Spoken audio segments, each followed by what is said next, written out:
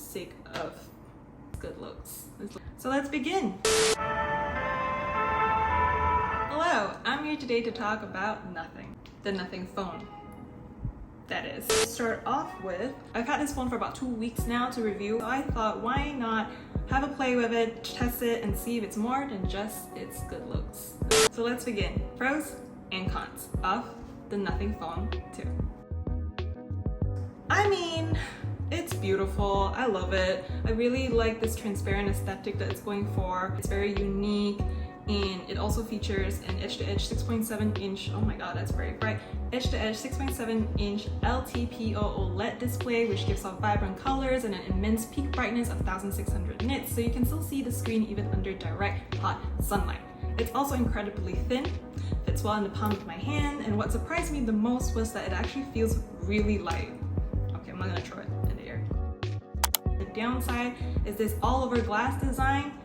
You can easily leave a lot of fingerprints on it, so you just gotta wipe it quite a bit. Oh, and also the fact that it's only an IP54 rating versus the typical IP68 rating that most flagship phones have these days. It's kind of dust-proof and it's splash resistant, not waterproof.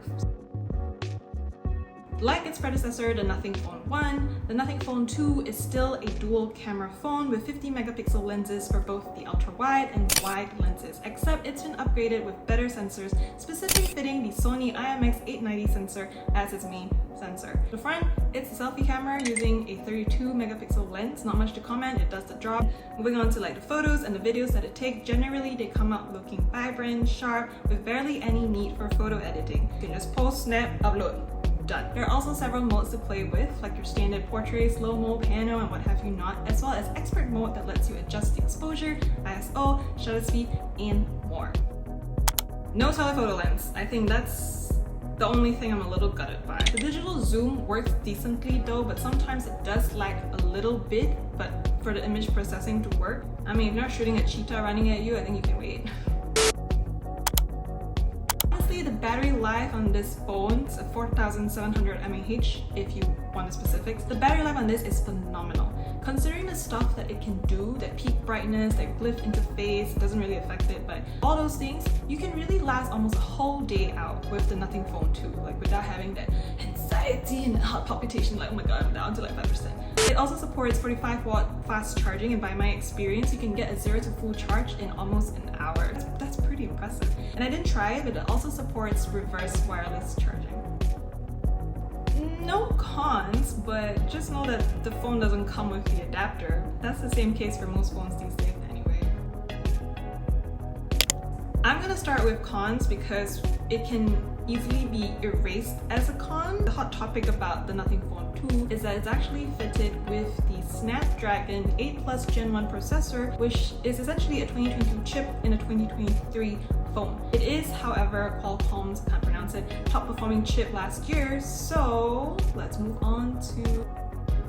So, this review isn't for the most hardcore tech junkies because you have plenty of other people to go to, so I'm speaking on behalf of the average everyday user who's just looking for a new phone to, you know, do social media, answer phone calls, get ways, play games even. So if I didn't tell you about the specifics of this chip, you probably wouldn't notice it that much because this chip, this phone, can do almost everything you need it to do and want to do it. It keeps up, it's wonderfully zippy. The photo taking bit, yes, if you zoom in a little bit and you're focusing, it can lag just like a split second when you're using that digital zoom, but for the most part, it powers through editing a video for social media. It powers through like my Genshin Impact game, which is my go-to benchmark for a phone when testing it. Whether it's able to load a 25 gig game with zero lag and sharp, vibrant visuals and letting me defeat enemies without missing a step.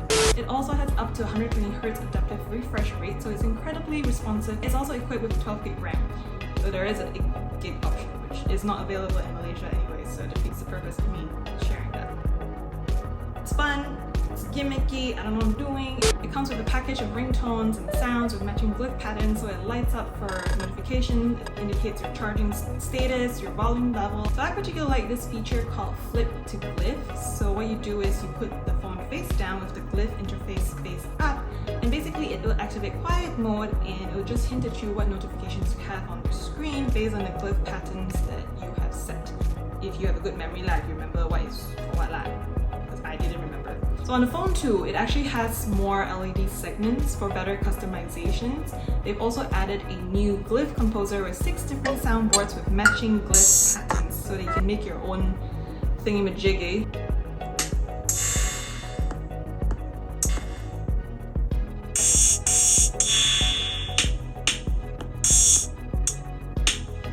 One of them is even a collab with Swedish house scuffed.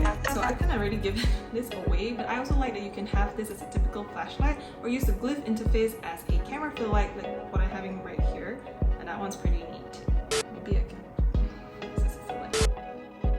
If I had to really nitpick though, I would have to say, I mean, with the composer, I don't have the musical talent to do anything with it. It was pretty fun to play with it for a while, but after that, it was basically not any use for me. But otherwise, nah, all good. All good.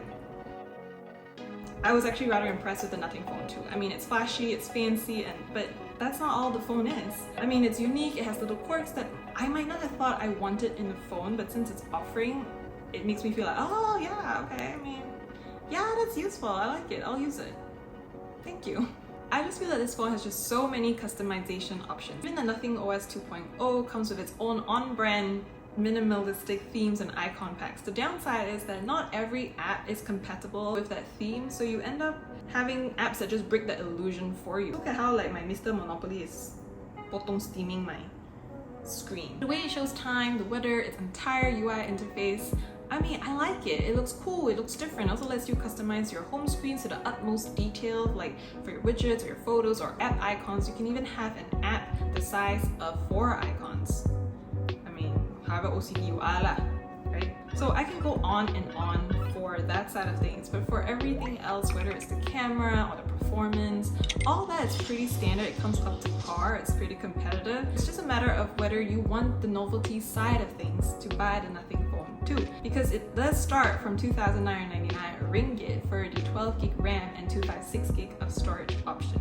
I'll leave more info in the description box below. Please let me know what you think of these reviews, this format, this segment, what you would like to see more of, how I can improve. I welcome them all in the comment section below. Thank you for watching. Please like and subscribe if you haven't already, and I will catch you next time.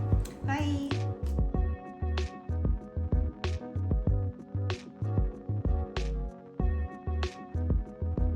I need to take a breath.